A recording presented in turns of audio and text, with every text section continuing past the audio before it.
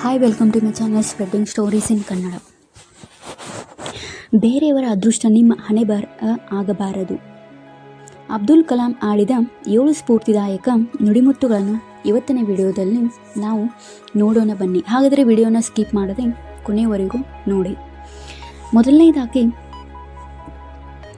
ಬದ್ಧತೆ ಎನ್ನುವುದು ಒಬ್ಬ ಮನುಷ್ಯನಿಗೆ ಇರಬಹುದಾದ ಅತಿ ದೊಡ್ಡ ಶಕ್ತಿ. ದೃಢವಿಶ್ವಾಸವನ್ನು ಇದು ಬೆಳೆಸುತ್ತದೆ. ನಮ್ಮ ಮೇಲೆ ನಾವು ಇರಿಸಿಕೊಳ್ಳುವ ದೃಢವಿಶ್ವಾಸವೇ ನಮ್ಮೆಲ್ಲ ಯಶಸ್ಸಿನ ಮೂಲವೂ ಆಗಿರುತ್ತದೆ.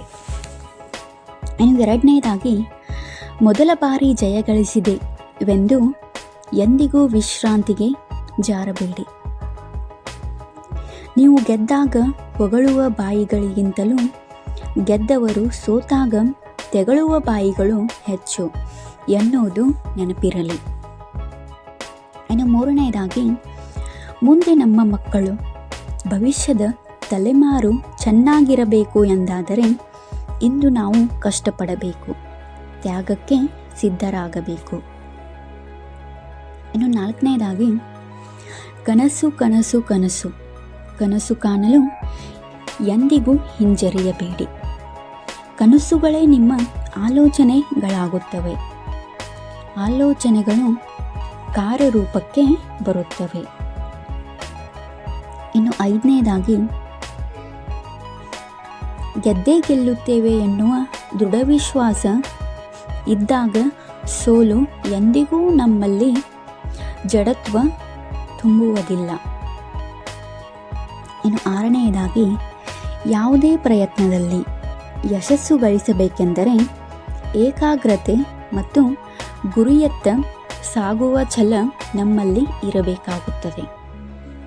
ಇನ್ನು ಏಳನೇದಾಗಿ, ಒಂದು ವೇಳೆ ನೀವು ಯಾವುದರಲ್ಲಿಯಾದರೂ ವಿಫಲರಾದರೆ ಪ್ರಯತ್ನ ಕೈಬಿಡಬೇಡಿ. ವೈಫಲ್ಯವು ಕಲಿಕೆಯ ಮೊದಲ ಮೆಟ್ಟಿಲು ಎಂದುಕೊಳ್ಳಿ, ಪುನಃ ಪ್ರಯತ್ನ ಮಾಡಿ. ಈ 7 ಅಬ್ದುಲ್ ಕಲಾಮರ ಸ್ಫೂರ್ತಿದಾಯಕ ನುಡಿಮುತ್ತುಗಳಾಗಿವೆ. ಈ ವಿಡಿಯೋ ನಿಮಗೆ ಇಷ್ಟವಾದರೆ please like, share, comment, subscribe ಮಾಡಲು ಮರೆಯದಿರಿ. Thanks for watching. ಇನ್ನೂ ಹೆಚ್ಚಿನ ವಿಡಿಯೋಗಳಿಗಾಗಿ ಕಮೆಂಟ್ ಮೂಲಕ ತಿಳಿಸಿ. Thanks for watching.